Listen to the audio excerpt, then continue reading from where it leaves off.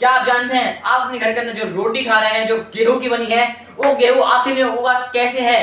तो आज अपने इस वीडियो में करने वाले हैं यानी समझने वाले हैं कि वो गेहूं, उस गेहूं का प्रोडक्शन कैसे हुआ, वो क्रॉप प्रोडक्शन हुआ कैसे, क्या क्या स्टेप्स हैं और कितना पानी उसमें रिक्वायर्ड लगा।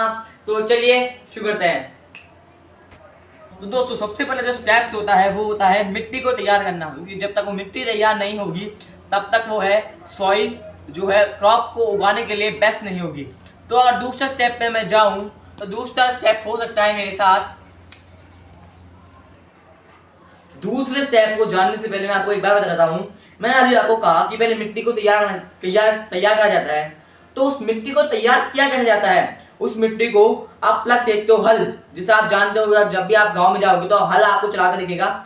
तो उस हल से जो है मिट्टी को लूज कर जाता है और इससे वो मिट्टी लूज हो जाती है और वो क्रॉप प्रोडक्शन के लिए एकदम मिट्टी बेस्ट हो जाती है। ठीक है।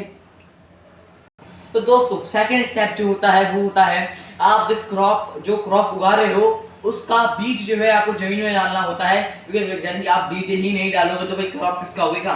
और बीज जो होते हैं उनको कैसे टेस्ट करें ये बीज सही है या गलत?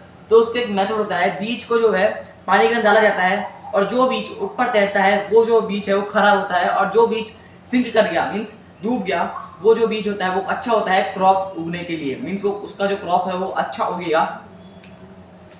तो दोस्तों थर्ड जो स्टेप होता है वो होता है manuring and fertilizer to the soil. Means अगर आपकी जो जमीन है वो अगर बंजर है तो बंजर जमीन पर खेती नहीं होती, ये बात तो आपसे भी जानते हो। तो उसको जो है वो अच्छा बनाना है, उपजाऊ बनाना है, तो क्या करें? उसके अंदर का तो आप खाद डाल लीजिए, है ना, खाद डाल लीजिए तो वो अच्छी हो जाएगी।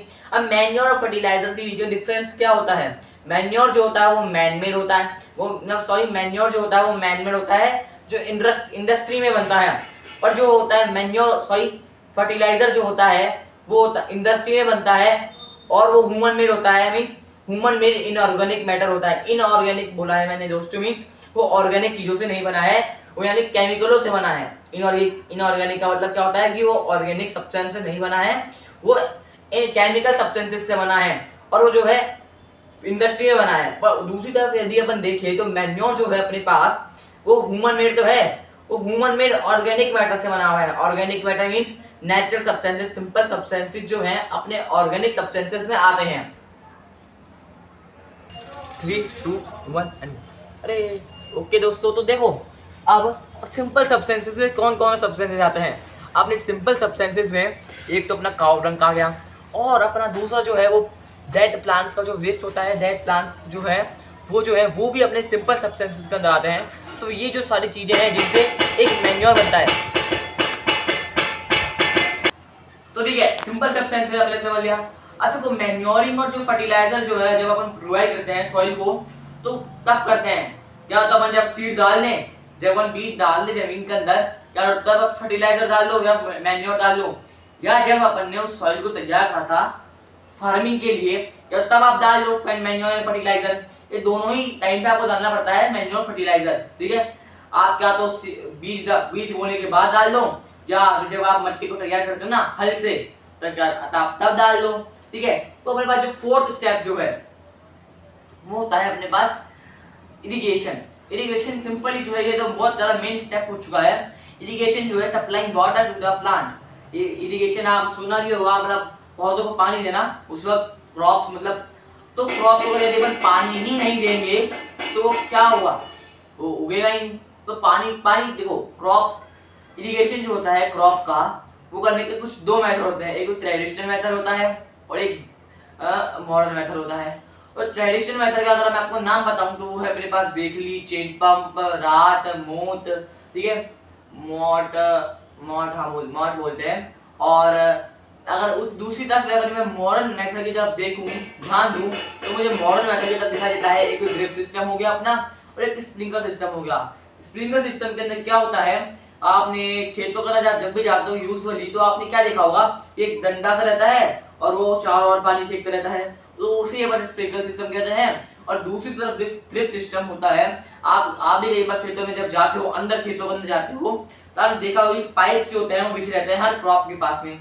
तो उस पाइप के अंदर एक होल प्रेजेंट रहता है, इससे पानी जो है क्रॉप के पास आता रहता है और ये जो ड्रिप सिस्टम है इसके अंदर पानी की बचत होती है और ये कॉस्टली होता है पर ड्रिप सिस्टम, बस ये पानी की बचत होती है। ठीक है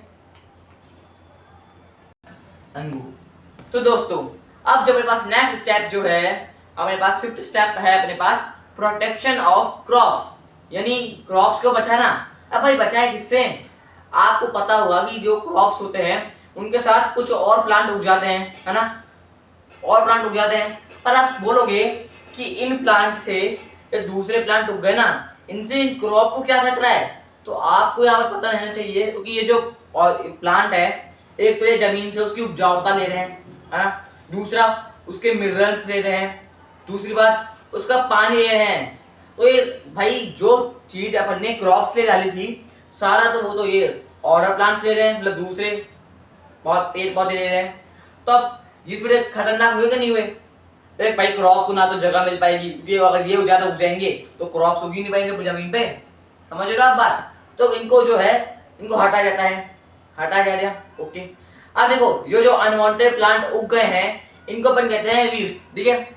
और जब अपन इन प्लांट्स को, जो ऑर्डर प्लांट्स है ना अपने पास, दूसरे जो प्लांट उग गए क्रॉप्स के अलावा, उनको जब अपन हटाते हैं तो उस प्रोसेस को अपन कहते हैं वीडिंग। आप समझ रहे हो मेरी बात? उसे अपन कहते हैं वीडिंग। तो देखिए वीडिंग को अपन एक केमिकल मेथड भी आता है वीडिंग के लिए, केमिकल एक सब्सटेंस भी आता है जिसका नाम है वीडस्टिसाइड, जिसको अपन डालते हैं तो वो क्रॉप्स को नुकसान नहीं पहुंचाता है, सीधे सीधे उन जो ऑर्डर प्लांट्स है, अनवांटेड प्लांट मेड वीड्स, उनको हटा देता है, मतलब ठीक है। अब एक और चीज है जो क्रॉप के लिए हार्मफुल है, क्या? पेस्टिस मतलब क्या होता है? एक ऐसे जानवर या ऐसे ऑर्गेनिज्म जो क्रॉप के लिए हार्मफुल हैं। लाइक अपने पास हो गया, एक तो बहुत सारे हो गए, अभी नाम याद नहीं आ रहे, मतलब बहुत सारे ऐसे इंसेक्ट्स होते हैं जो उनके क्रॉप्स के लिए हार्मफुल होते हैं, क्रॉप्स को खा जाते हैं, तो उनको भी तो कंट्रोल करना ही है। तो क्या होता है, अब इनके लिए भी एक केमिकल सब्सटेंस आता है, क्या नाम होता है उसका? एक तो इंसेक्टिसाइड्स या पेस्टिसाइड्स, दोनों एक ही नाम है। पेस्टिसाइड बोल देता हूँ चलो मैं। तो पेस्टिसाइड से आता है केमिकल, जो जैसे अपन उस क्रॉप को डालते हैं ना, उसके ऊपर जो भी उसके ऊपर इंसेक्ट बैठा होगा, पेस्टिस, वो जो है अपना खत्म हो जाएगा। ओके अब लास्ट में क्या कहूँ, हार्वेस्टिंग जो अपने पास नेक्स्ट स्टेप है, सिक्स्थ स्टेप। हार्वेस्टिंग जो है आप जानते होंगे, काटना, फसल को काटना, जब आप जानते हो। हार्वेस्टिंग जो है बहुत ज़्यादा टाइप्स में होती है, टाइप्स मतलब बहुत ज़्यादा टूल्स के हेल्प में हो जाती है। इसके कुछ ऐसे इंडस्ट्रियल टूल भी आते हैं जो इंडस्ट्री में बन के आते हैं। तो अब अपन ओनली ऊपर से देखते हैं हार्वेस्टिंग होती क्या है। तो दोस्तों हार्वेस्टिंग है the cutting and gathering of crop. Cutting और गैदरिंग, आप जब उन्हें काटेंगे तो फिर उन्हें एक साथ लाना भी तो पड़ेगा, इसलिए मैंने यहाँ पर गैदरिंग भी बोला है। The cutting and the gathering of mature crop. Mature crop मतलब छोटे क्रॉप की नहीं, वो क्रॉप उगा ही नहीं तो अपन उसे काटेंगे कैसे? जब वो अच्छी तरीके से उग जाएगा, एकदम बड़ा हो जाएगा, इसलिए मैंने यहाँ पर बड़ी की जगह मैच्योर यूज़ कर लिया, जो मुझे अच्छा भी लगता है। आप भी अगर किसी के सामने ऐसे बोलोगे हार्वेस्टिंग डेफिनेशन की the cutting and the gathering of mature crop, तो थोड़ा इंप्रेशन पड़ेगा। तो ठीक है, हार्वेस्टिंग को अपन कर सकते हैं। एक आता है कॉम्बाइनिंग हार्वेस्टर मशीन, देखी होगी आपने, बहुत विदेशों में आपने देखा होगी, एक बड़ी सी मशीन आती है जो क्रॉप्स काट के देती है। और दूसरा अपने पास मैनुअली है ही, मैनुअली मतलब हाथों से, खुद के हाथों से कैसे करें? सिकल जानते हो, खंजर, सिकल से हिंदी में तो इंग्लिश में सिकल कहते हैं, तो उससे कर लो। तो हार्वेस्टिंग भी बहुत टाइप्स की हो गई। ओके अब और अपने पास है एक, अब लास्ट में अपने पास है स्टोरेज। भाई स्टोरेज ही बहुत ज़्यादा इंपॉर्टेंट है। अपन ने अब जो क्रॉप निकला है प्लांट से, जो गेहूँ का किसी भी अनाज का दाना निकला है, अब उसको स्टोर भी तो करेंगे। अब किससे बचाएंगे उसे? स्टोर क्यों करना है?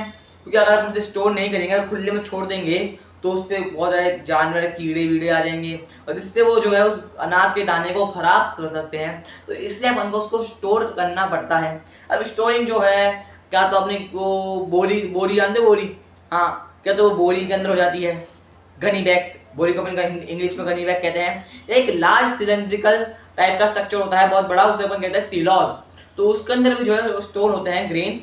तो देखो आज का जो वीडियो था अपन ने यहाँ पर समझा कि क्रॉप कैसे उगता है, क्रॉप की प्रोडक्शन कैसे होती है, ठीक है। अब मैं कहूँ कि तूने तो ऐसे भी कहा था कि कितना ज़्यादा अमाउंट लगता है पानी का क्रॉप को उगाने में। देखो हर क्रॉप का जो है डिफरेंट डिफरेंट होता है पानी का। लाइक पैडी को जो है बहुत ज़्यादा पानी की रिक्वायर्ड होती है, और दूसरी तरफ कुछ क्रॉप्स होते हैं जिनको बहुत ज़्यादा कम पानी की जरूरत होती है। तो ये सारे मैंने आपको बताया, तो अमाउंट जो है सबका अलग अलग है। तो चलिए मिलते हैं नेक्स्ट वीडियो में, तब तक के लिए बाय बाय, जय हिंद, नमस्कार।